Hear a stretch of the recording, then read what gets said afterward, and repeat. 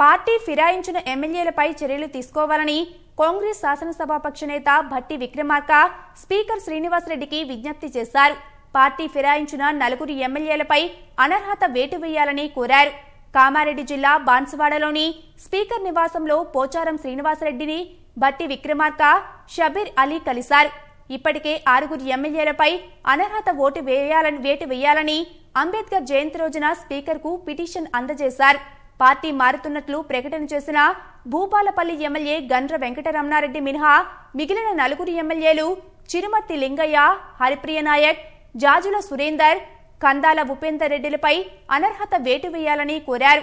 సీఎల్పీని తెరాసలో విలీనం చేస్తారని ప్రచారం జరుగుతుండటంతో అలాంటి నిర్ణయం ఏదైనా తీసుకున్నట్లయితే ముందేగా పార్టీ ఫిరాయించిన ఎమ్మెల్యేలపై అనర్హత వేటు వేయాలని విజ్ఞప్తి చేశారు.